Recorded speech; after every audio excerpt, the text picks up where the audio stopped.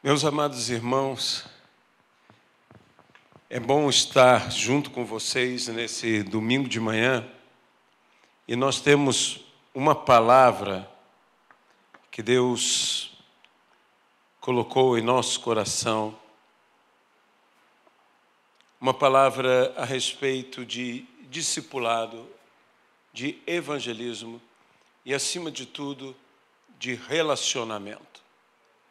À noite nós temos uma outra palavra que está ardendo. Essa da noite está ardendo. Há palavras que parecem que vão rasgando de dentro de você para fora. E que o Senhor nos dê ajuda para que nós possamos transmitir a palavra, não segundo o nosso pensar, mas segundo a vontade de Deus, numa visão celestial. O que o apóstolo Paulo mesmo disse: eu, irmãos, fui fiel à visão celestial que ele recebeu. E que Deus nos conduza com visões celestiais. Amém? Amado e querido Deus, ajuda-nos, pelas misericórdias de Cristo, a entregarmos a Tua palavra segundo a Tua vontade. Que o Senhor nos abençoe de uma maneira rica e maravilhosa, para que vejamos que é a Tua mão que opera em nosso meio e que faz tudo em todos. No nome de Jesus Cristo. Amém, Pai. Eu gostaria de convidar você a abrir a sua Bíblia num texto extremamente conhecido de todos nós, que se encontra no Evangelho de Mateus, no capítulo de número 28. O último capítulo do Evangelho de Mateus, o texto que a Sociedade Bíblica Brasileira intitulou de A Grande Comissão. A partir do versículo 16, encontramos os 11 discípulos, que já eram apóstolos, mas já começa algo aqui maravilhoso. Não é porque se tornaram apóstolos que deixaram de ser discípulos.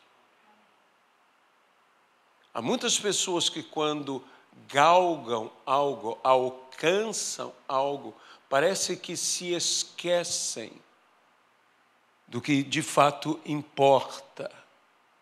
E hoje que nós temos tanta ênfase, e correta ênfase, até mesmo eu digo, em cima de um apostolado, não podemos descuidar do mais importante para a igreja e para a pessoa comum da igreja, que é o discipulado.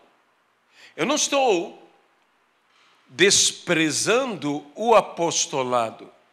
Eu estou dizendo que a igreja necessita, e sem isto a igreja não permanece, do discipulado. Não houve um apóstolo de Cristo que não tenha sido primeiro discípulo de Cristo. De maneira que eu até poderia dizer, não há um verdadeiro apostolado sem existir, e primeiramente existir, um verdadeiro discipulado. É isso que nós, mais do que necessitamos como igreja. Os 11 discípulos partiram para a Galileia, para o monte que Jesus lhes havia designado. E quando viram Jesus, o adoraram, mas alguns duvidaram. Que coisa estranha de imaginar que ainda havia dúvidas. Essa é a fragilidade da nossa natureza humana. Nós estamos falando de homens que acompanharam Jesus o tempo todo, e o estranho é que há pessoas que adoram e adoram com dúvidas. Porque o Evangelho muitas vezes é desafiador e, por vezes, as lutas, os desafios que vencemos, e alguns deles estamos ainda vivenciando, nos abalam, e este abalo produz em nós dúvida, porque o primeiro abalo, a fé, é a dúvida. E nós precisamos vencer todas as nossas dúvidas e substituir as nossas dúvidas por convicções inabaláveis em Cristo Jesus, para que o adoremos sem dúvida alguma em nossos corações. Então diz aqui, alguns duvidaram. Jesus, aproximando-se, falou-lhes dizendo, e eis aqui algo que deve dissipar as nossas dúvidas. Toda a autoridade me foi dada no céu e na terra. Portanto, vão e façam discípulos de todas as nações, batizando-os em o nome do Pai, do Filho e do Espírito Santo, ensinando-os a guardar todas as coisas que tenho ordenado a vocês. E eis que estou com vocês todos os dias até o fim dos tempos. Que texto maravilhoso. Mas eu volto um pouco às dúvidas e me questiono do que duvidavam. Duvidavam da ressurreição de Jesus? Eu imagino que não, porque estavam diante de Jesus. Como duvidar de um fato que estou presenciando? Eu sei que tem gente que consegue, mas não creio que seja a dúvida em relação a Jesus, a dúvida em relação à doutrina de Jesus, a dúvida em relação ao reino de Deus. Eu creio que a grande dúvida deles era a respeito deles mesmos.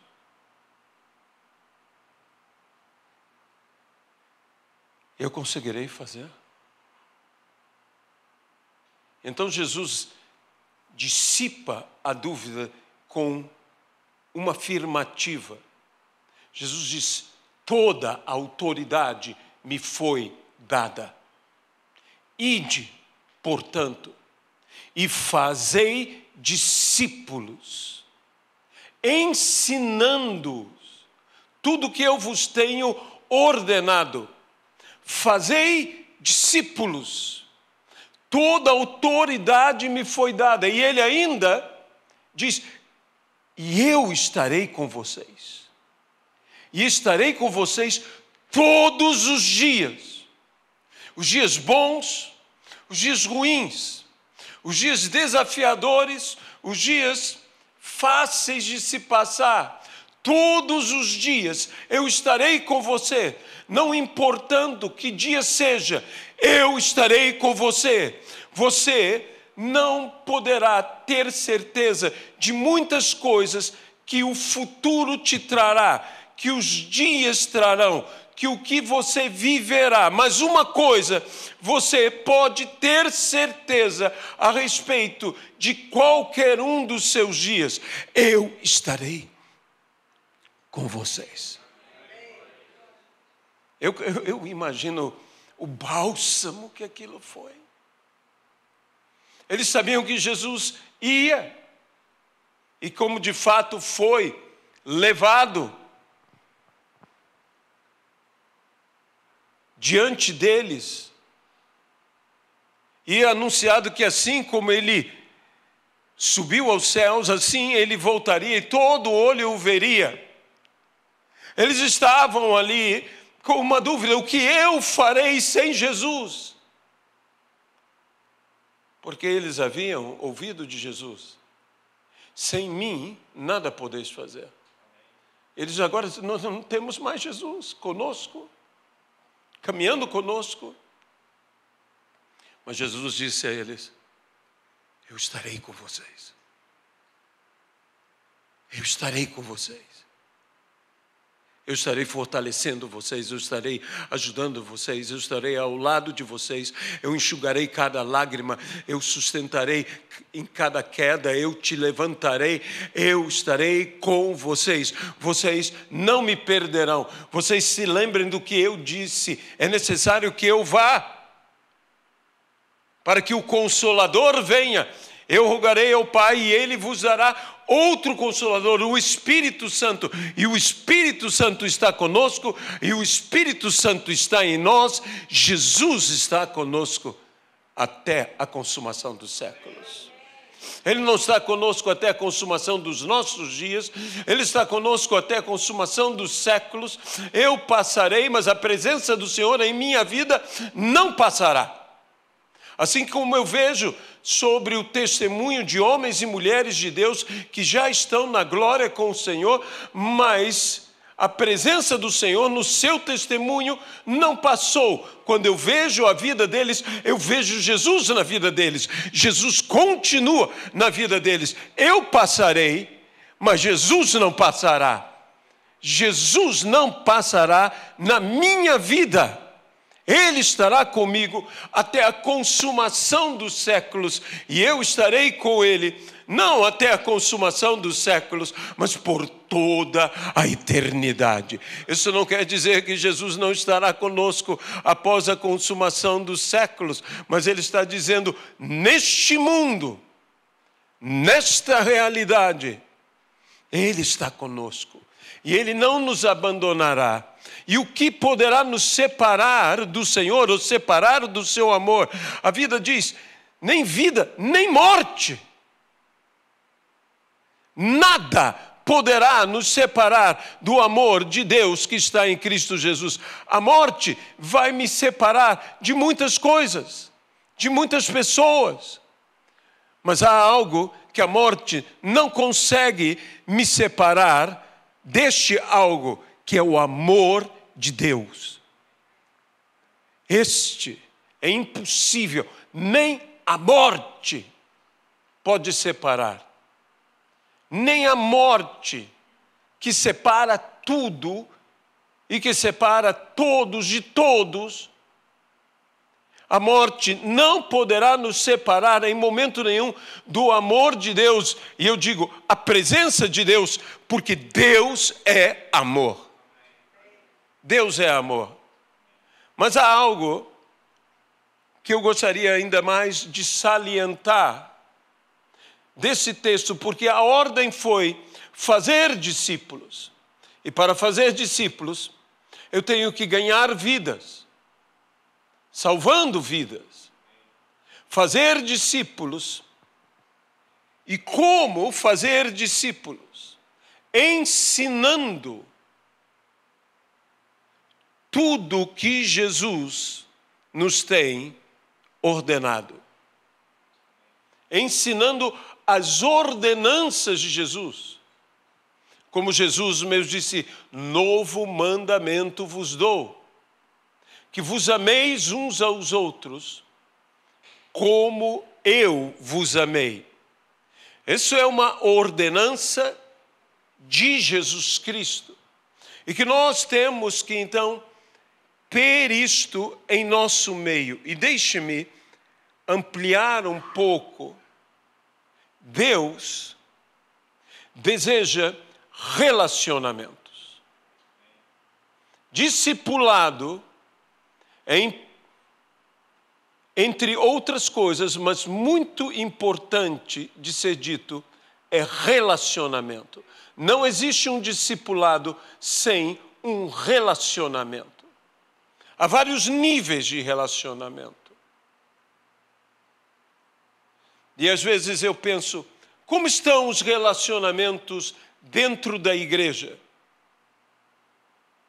O primeiro grande relacionamento é o relacionamento entre nós e Deus, entre nós e Cristo. Todos nós necessitamos deste relacionamento. Nós não somos igreja, nós não estamos na igreja, nós não vivemos o reino se não temos relacionamento com o Rei dos Reis, o Senhor dos Senhores, que é nosso Salvador. Nós temos que ter relacionamento com Ele. Nós temos que ter relacionamento, portanto, com Jesus. Nós temos que ter relacionamento uns com os outros. Nós temos que ter relacionamento com a igreja. Eu tenho que ter relacionamentos com a igreja, com o grupo, com a comunidade na qual eu estou inserida e com toda a realidade desta comunidade na qual, digo eu, Deus me inseriu. Mas eu tenho que ter relacionamento interpessoal, relacionamento uma pessoa com outra, relacionamento um a um. Eu preciso me relacionar e me relacionar com todos. Mas eu preciso ter relacionamento e criar vínculos de relacionamento. E esses vínculos de relacionamento se chama amizade. Nós precisamos criar amizade no nosso meio, uns com os outros. Eu preciso ser seu amigo, você precisa ser meu amigo. Que maravilhoso é podermos dizer numa igreja, não que temos um líder é bom, um líder lidera, e quem lidera influencia. Nós temos que entender que liderança não é exclusivamente comandar ou mandar.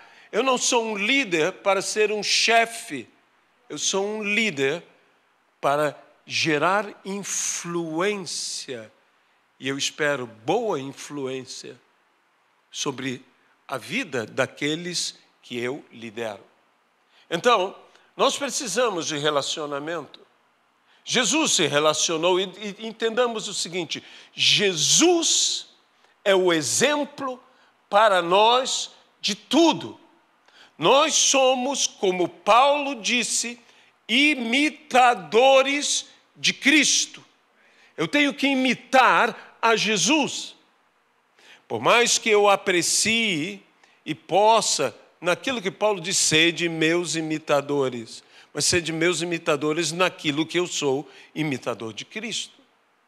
O modelo para nós em tudo é Cristo. E mesmo quando eu admiro alguém, me inspiro em alguém e estou me espelhando neste alguém, eu estou dentro do reino de Deus, me espelhando, conhecendo no momento como por espelho, enxergando Jesus, a imagem de Jesus naquela outra vida. E então essa imagem de Jesus que eu vejo naquela outra vida me inspira. Qual a imagem de Jesus que eu estou manifestando? Com a qual eu estou inspirando a cada pessoa? Eu preciso imitar a Cristo para que Cristo seja visto em mim, porque Cristo em nós, em todos os sentidos, é a esperança da glória. A vida que agora nós vivemos, a vivemos em Cristo e a vivemos para Cristo. Nós precisamos de relacionamentos. Há relacionamentos que são como os relacionamentos com as multidões. Jesus tinha um relacionamento com as multidões vinham a Jesus com muitas necessidades. Jesus não tinha um relacionamento de apenas pregar às multidões. Jesus cuidava das multidões. Jesus alimentava as multidões. Jesus curava as multidões. Jesus não apenas pregava às multidões. E o Senhor começou a pesar no meu coração. eu não quero desvalorizar a palavra, nem a pregação da palavra, com o que eu direi agora. Eu amo pregar, eu sou um pregador, eu espero ser um bom pregador um dia. Mas eu digo o seguinte, que as multidões precisavam muito mais que palavra. Era uma multidão cheia de necessidades, era uma multidão aflita, era uma multidão sobrecarregada, era uma multidão de pessoas enfermas, de pessoas endemoniadas. Elas precisavam de libertação, elas precisavam de cura. Nós temos que ter um evangelho, não que a erudição seja ruim, a erudição é boa, a teologia é boa, desde que bem usada.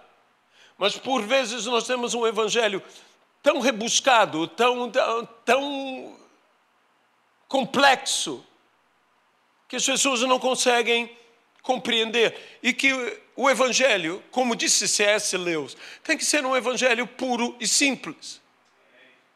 Puro e simples. Eu concordo com C.S. Lewis completamente. Um evangelho puro e simples. Esse é um livro, inclusive, de C.S. Lewis. E se você tiver a oportunidade de adquirir e lê-lo, eu recomendaria a você. É muito bom. E nós temos que ter um evangelho que, mesmo sendo puro e simples, que ele tem que ser puro, ele precisa ser simples, ele é poder de Deus. Eu não me envergonho do evangelho, porque o evangelho é poder de Deus para a salvação de todo aquele que nele crê. Para a salvação. Sabe, meus irmãos, eu quero me tornar um ganhador de almas. E quero que o nosso ministério se torne um ministério ganhador de almas. Nós precisamos ganhar almas. Nós precisamos salvar vidas. Esse é o propósito do evangelho, para a salvação de todo aquele que nele crê. Crê em Jesus. A todos quanto receberam, deu-lhes o poder de serem feitos filhos de Deus. A saber, os que creem no seu nome. É o nome de Jesus que eu tenho que proclamar. É o nome de Jesus. Eu não preciso que as pessoas creiam no meu nome ou na minha pessoa. Que elas creiam que Jesus é real. Mais real do que a pessoa que eu sou. Creiam em Jesus. Não em mim. E não por minha causa.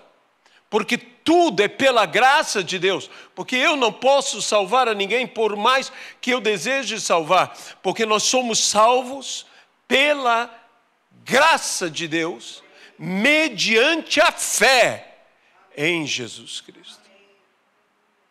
Em Jesus Cristo. Mas como eu disse, nós temos vários tipos e níveis de relacionamento.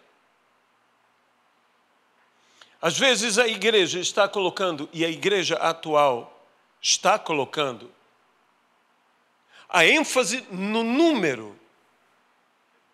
Quantas pessoas estão enchendo os nossos templos? Os números são importantes. Ganhar o máximo possível de pessoas é importante. Encher a casa do Senhor é importante. Chamem todos para que encham a minha casa. Mas ter uma casa cheia, sem relacionamentos, está mais próximo de ter um espetáculo do que ter um culto. Não estou condenando nem falando mal de igrejas grandes, glória a Deus pelas grandes igrejas, pelas megas igrejas. Eu os admiro e espero um dia estar entre eles, se assim Deus quiser. Porque tudo é conforme a vontade do Senhor. Eu volto a dizer que talvez alguém me escute essa mensagem. Veja, a igreja... Meus irmãos, uma igreja com relacionamento se ela é uma igreja enorme, gigantesca, mas ela tem relacionamentos, oh, glória a Deus, essa é uma grande igreja e é uma maravilhosa igreja, e eu louvo a Deus por essa igreja. Mas uma igreja grande, sem relacionamentos, ela mais se assemelha a um espetáculo do que a um culto. E às vezes o que nós temos é um espetáculo, um espetáculo gospel. É o que nós temos. Mas onde está o relacionamento? Nós entramos na igreja, participamos na igreja, ofertamos na igreja, dizimamos na igreja, saímos da igreja e não conhecemos ninguém. E não nos relacionamos com ninguém. Se eu sou um Pedro, eu tenho que saber quem é João. Se eu sou João, eu tenho que saber quem é Tomé. E todos nós temos que nos conhecer. E temos que estar tão comprometidos um com o outro que quando um Pedro diga, eu vou pescar, 7 outros digam, nós iremos com você. Nós precisamos de gente que nos apoie, nós precisamos de gente que veja o que os outros não veem. Se Pedro não tivesse relacionamentos, ele diria, eu vou pescar, e todo mundo diria, tudo bem. Mas aqueles 7 disseram a eles, não, você não vai sozinho. Eles viram alguma necessidade, ou eles sentiram a necessidade de estar com Pedro. Talvez eles tenham visto a necessidade de Pedro estar ali. Uma das coisas mais perigosas dentro do ministério é quando nos isolamos e ficamos sozinhos. Que veja Judas Iscariotes, que só analisamos Judas Iscariotes por causa da sua traição, por causa de ele ter vendido Jesus Cristo, ter entregue ao Senhor Jesus. Mas Judas se isolou. Pedro negou a Jesus. Negou. Mas você encontra Pedro com os outros discípulos. E quando você está sozinho, você corre o maior risco. Lembre-se que a Bíblia diz, o diabo, vosso adversário, anda ao vosso derredor, como leão, ávido para devorar. O diabo é um predador. Ele está buscando uma presa. E entre os vários motivos que entre um grupo, aquele elemento, aquele indivíduo se torna uma presa, o maior deles é que ele se isole, que ele se afaste do rebanho. Ovelha longe do rebanho é presa para o lobo. Então, estarmos longe, estarmos isolados, no rebanho estamos perto um dos outros e estamos com relacionamento. Igreja é mais do que um louvor, é mais do que uma mensagem, é mais do que um ambiente religioso. Igreja é relacionamento. É relacionamento. E se não tem relacionamento, não é igreja. Eu sei que existem outros motivos para um indivíduo se tornar uma presa. Às vezes, o envelhecimento, às vezes nós envelhecemos. Eu não estou dizendo que a pessoa idosa é presa, eu estou dizendo que a pessoa envelhecida e cansada, quantas pessoas estão cansadas, envelhecidas, desgastadas em sua fé, que não manteram vivo. Moisés, uma das coisas que me chama a atenção é que do vigor de Moisés com 120 anos, nem os seus olhos perderam vida. Então nós temos que ser assim, vivos, não importa quão antigos somos no Evangelho, nós não podemos ser velhos. Não podemos ser desgastados. Eu sei que há desgaste, que há tudo isso, eu sei. Mas eu estou dizendo em algo sobre a fé. Minha fé é tão jovem quanto antes, porque fé é uma questão de espírito. E isso foi feito para ser eterno. E que nós devemos guardar isso. Existe a enfermidade. Existe a ferida. E às vezes porque nos ferimos, porque enfermamos no meio da comunidade, nos isolamos. E sempre que nos isolamos, o inimigo tem a oportunidade. Ele é um oportunista, buscando uma oportunidade de nos devorar. E é interessante vermos que Judas Iscariotes ficou sozinho.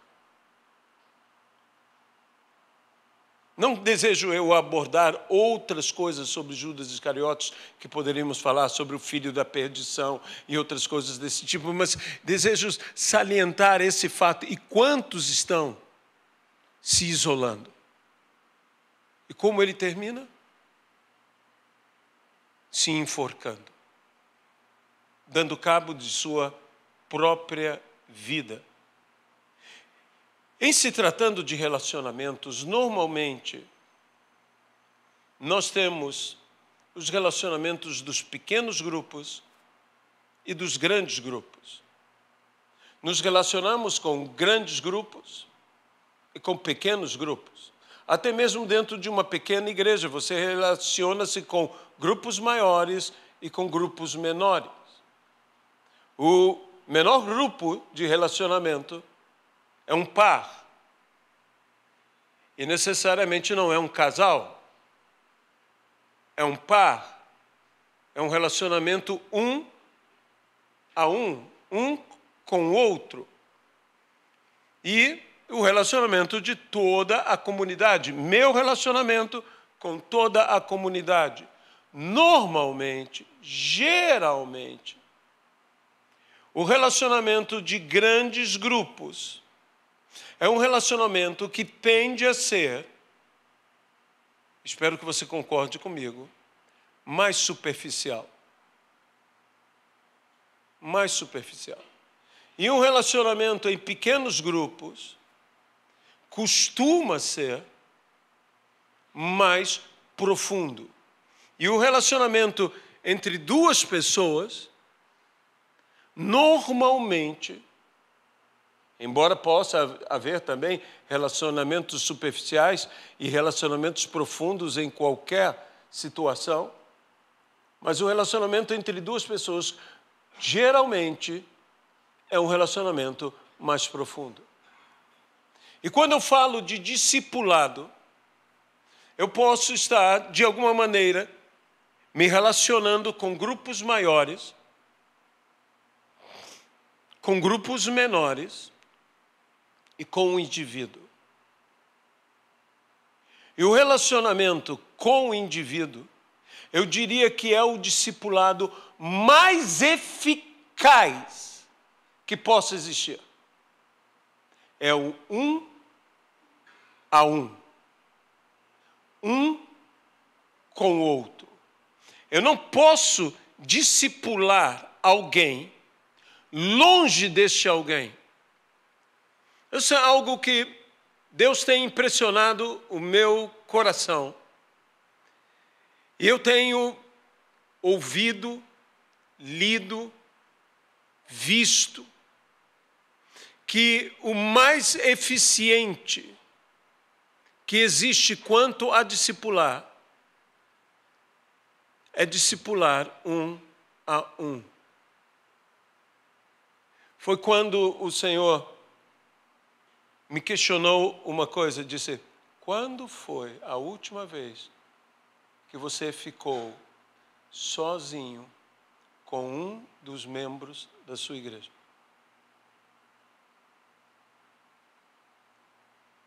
Eu disse: Senhor, são poucas vezes. São poucas vezes. Há um versículo bíblico que diz: tomando a parte. Sabe, nós temos que ter esse tomando a parte.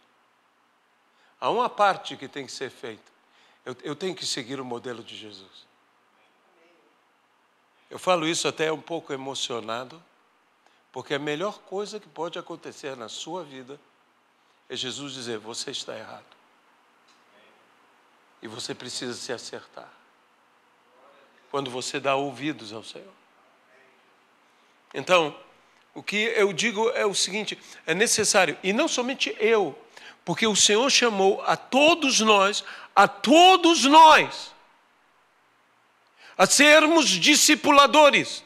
Veja, a ordem é clara: fazei discípulos. Nós estamos fazendo, e eu entendo, e não estou condenando, mais uma vez eu tenho que abrir um parênteses e dizer, eu entendo o que isso significa. Nós estamos fazendo membros.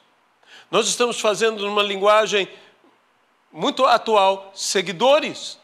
Mas nós temos que fazer discípulos, e discípulo é um relacionamento próximo. Eu posso ter seguidores, ter relacionamentos distantes, até mesmo muito impessoais, mas que afetam, que ajudam, tudo bem. Não há mal nenhum nisso, desde que tudo seja feito para a glória de Deus. Mas, se eu quero obedecer a Jesus e ensinar tudo o que Jesus tem ordenado, eu preciso estar com o indivíduo. Eu preciso me sentar com ele. Então se prepare que de vez em quando eu vou te chamar, talvez uma vez por semana. Vamos tomar um cafezinho. Se Jesus estivesse aqui, Jesus fosse brasileiro, coisa que ele não é, ele é judeu. Então, Deus é brasileiro, eu falei, sim, Deus pode ser brasileiro, mas Jesus é judeu. Jesus diria a você, vamos tomar um cafezinho?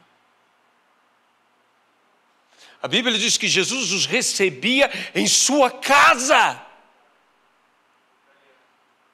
Nós temos que ter essa, como o Lucas disse, Jesus era italiano. Jesus é tudo, em todos. E eu também, como disse Paulo, me farei tudo o que for necessário para ganhar alguns. Há vezes que eu tenho que ganhar as pessoas para Cristo, outras vezes eu tenho que ganhar as pessoas para mim. E isso somente com relacionamentos. E relacionamentos são produtivos. E para produzir um relacionamento que é produtivo, eu preciso tomar uma decisão de me relacionar. Há muito tempo, eu tomei uma decisão em relação à amizade, que eu não esperaria alguém ser meu amigo. Se eu quero amizades, eu seria amigo deste alguém. Então, meus irmãos, prepare-se para suportar me ter como seu amigo. E todos nós, como estou dizendo, nós temos que fazer isso. Deus está falando algo que é tão simples, tão verdadeiro, mas tão básico. Nós, para termos o crescimento que Deus quer nos dar, nós temos que lançar as bases corretas do que Deus quer que nós façamos. E uma das coisas que Deus quer que nós façamos, eu estou procurando a melhor maneira de fazermos isto, é discipularmos um a um.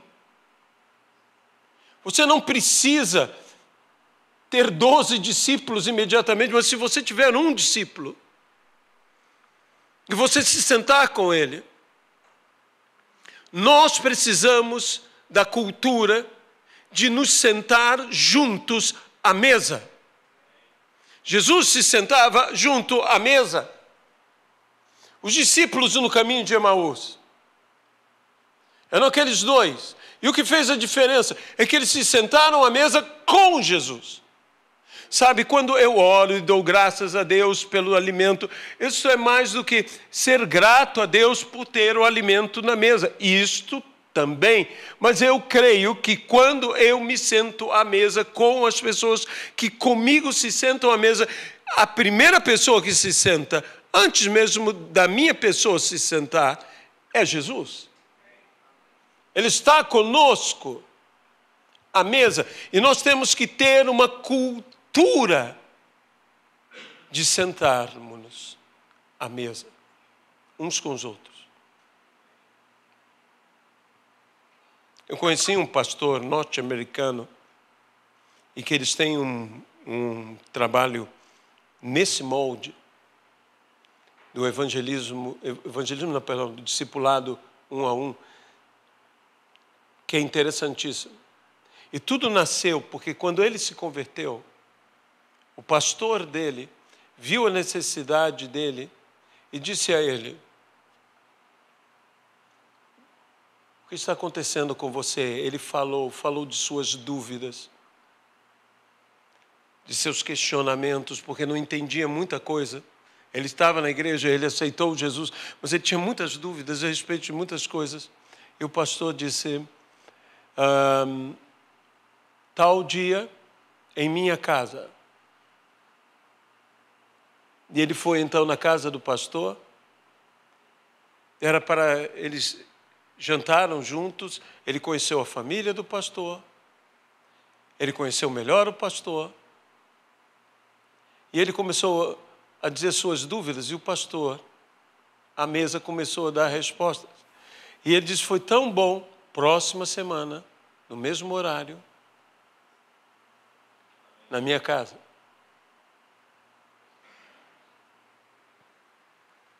Passou um mês, toda semana, ele estava na casa dele. Passaram-se 6 meses, toda semana, ele estava na casa dele. Passou-se 1 ano, toda semana, naquele dia, ele estava na casa dele. Passou 1 ano e meio, toda semana, naquele dia, ele estava na casa dele. Até que ele se tornou um crente totalmente maduro. E hoje ele lidera um ministério ao redor do mundo. De onde nasceu isso? Toda semana.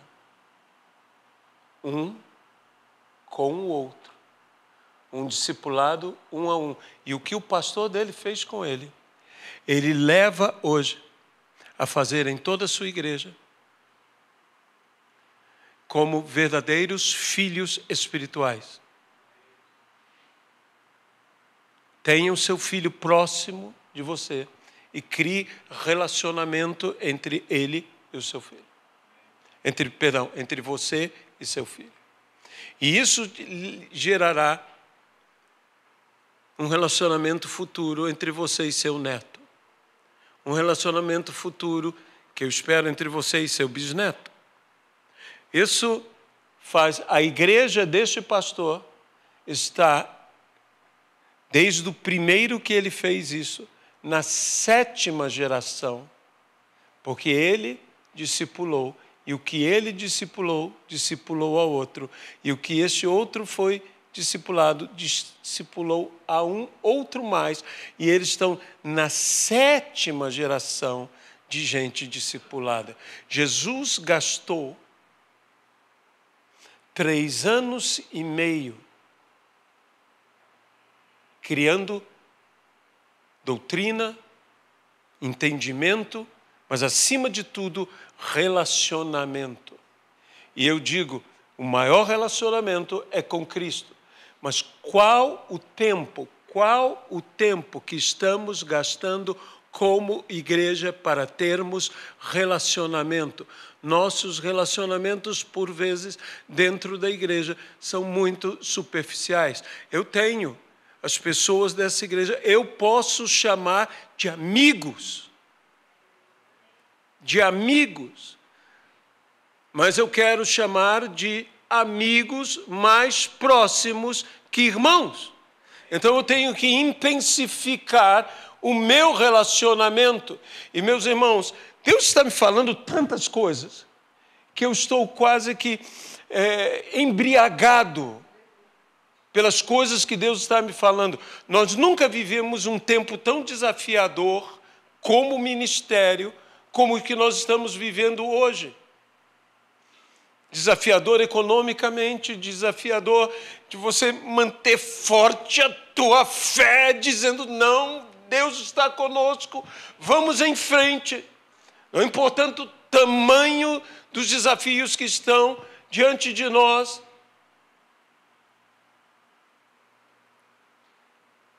Eu poderia dizer muitas coisas, mas eu não quero te desanimar.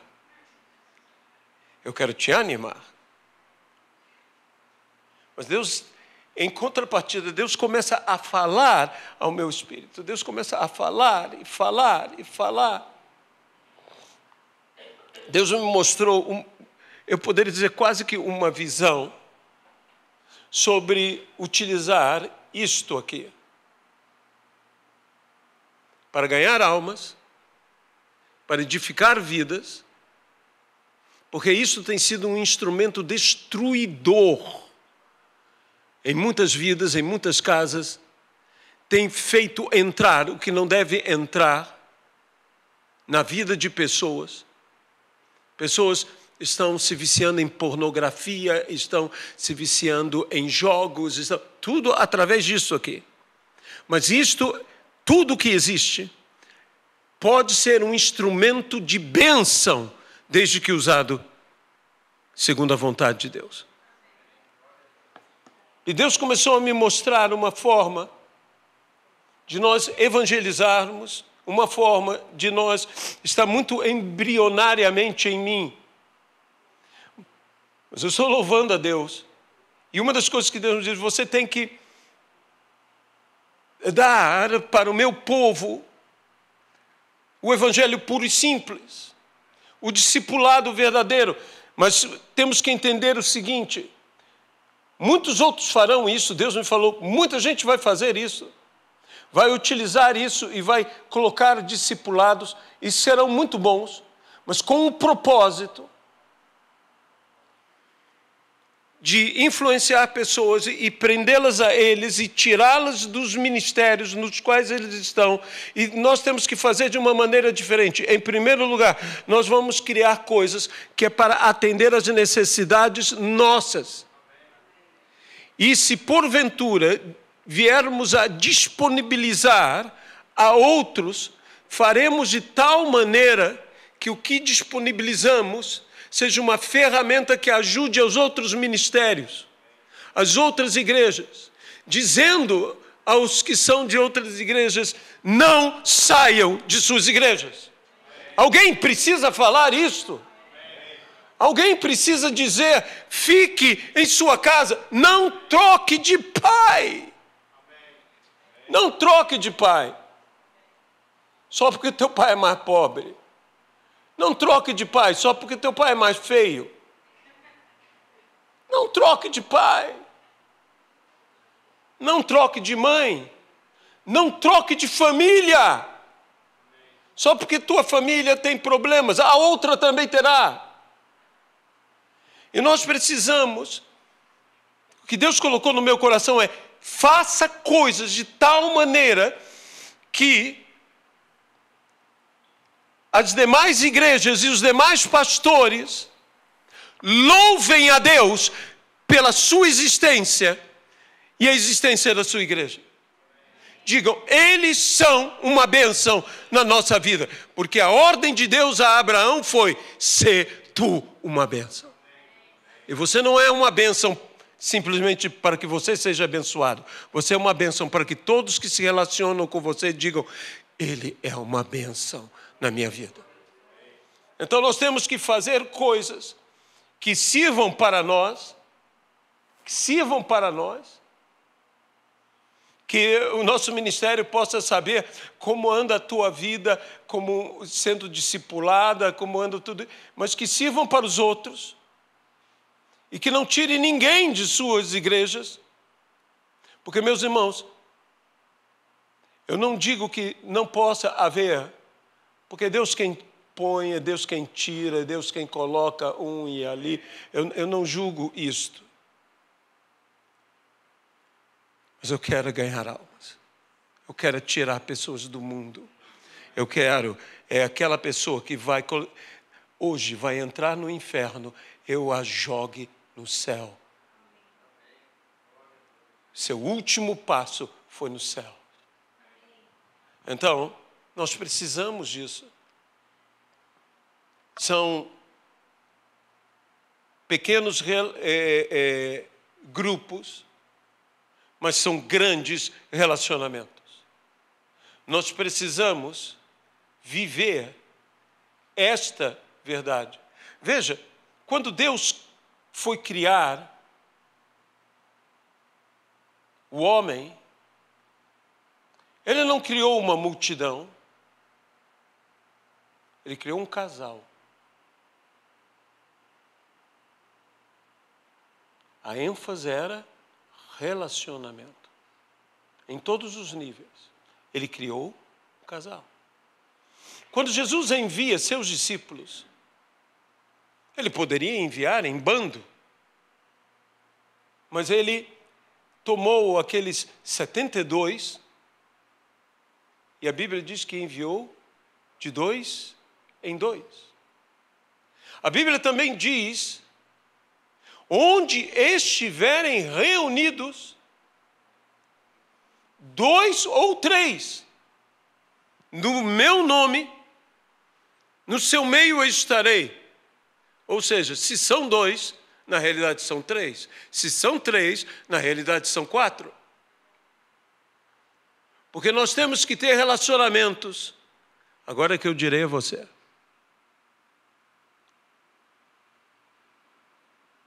Que contem com a presença de Deus. Um relacionamento que é propício à presença de Jesus. Que Jesus está entre nós.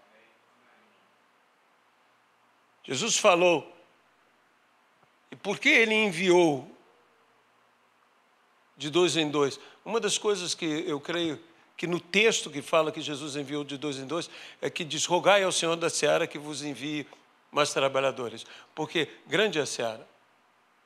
Quando você está apenas com uma pessoa, pergunte a qualquer um que vá no campo missionário e vai apenas com um, e a maior parte vai sozinho. Como é que ele diz: poxa, como seria bom ter mais alguém comigo? Como seria bom ter mais 2 comigo? Como seria bom ter mais 3 comigo?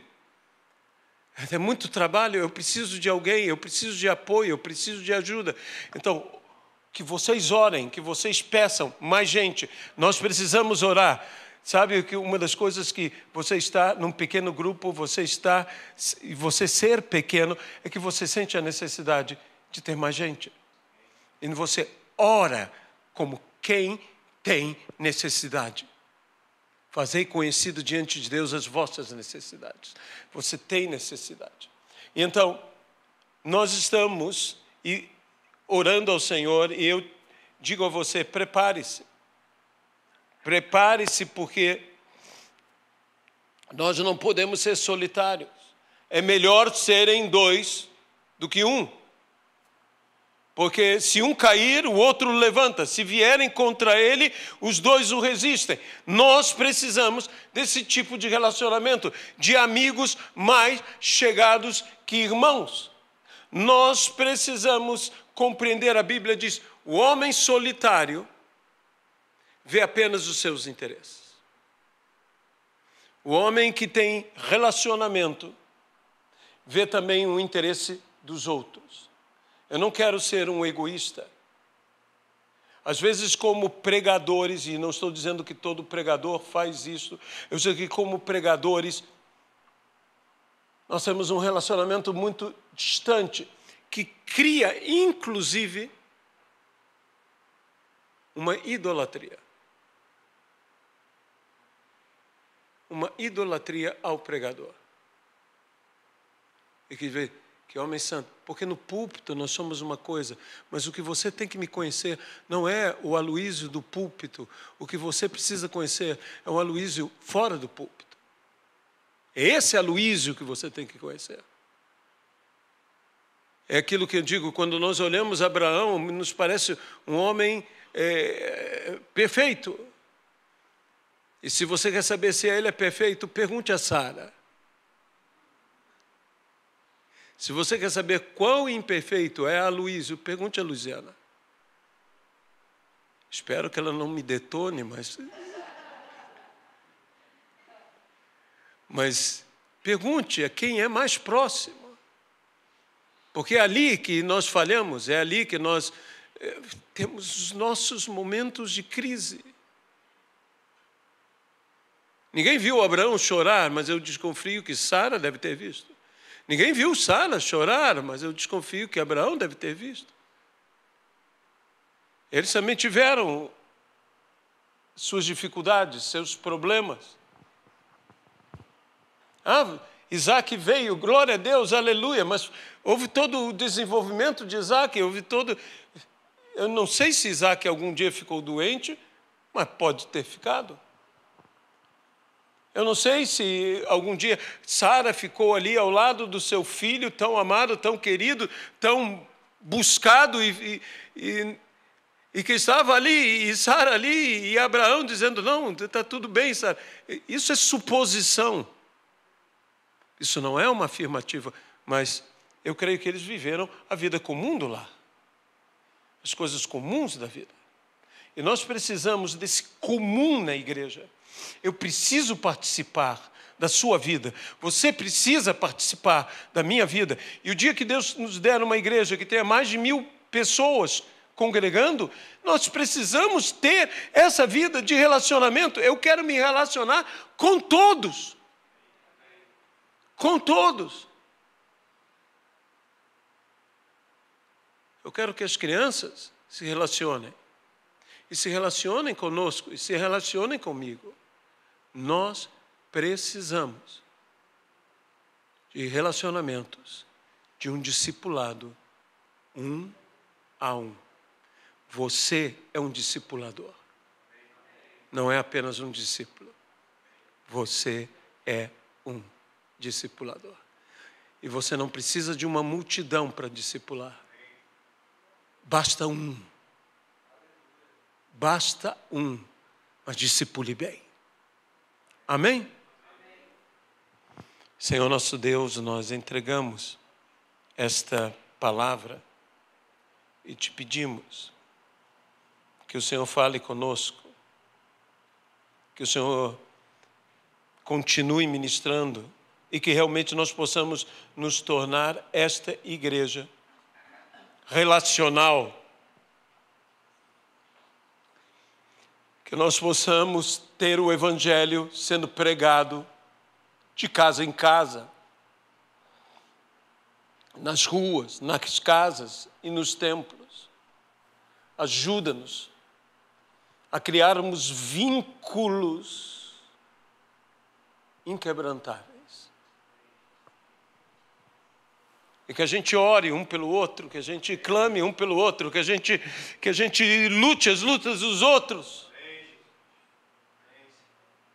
Nossa luta também seja, Senhor, lutada por outros.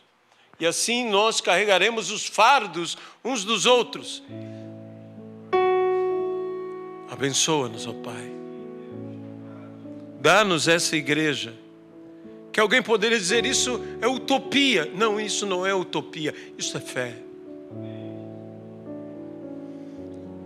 Uma igreja em que todos se conheçam, uma igreja em que todos se apoiem, uma igreja que vivamos Cristo. Uma igreja onde o líder é um pai. Ajuda-nos, Senhor, a vivermos essa verdade. Ajuda-nos, Senhor, para que aqueles que talvez se sintam numa orfandade dentro dessa sociedade possam se sentir amparados, dizendo, eu não sou órfão, eu tenho casa, eu tenho família, eu tenho paz. Como Paulo disse, embora vocês possam ter muitos líderes, muitos mentores, vocês não têm muitos pais. Dá-nos esse nível de relacionamento, pelo poder do Senhor. No nome de Jesus Cristo. Amém, Pai. Nós vamos estar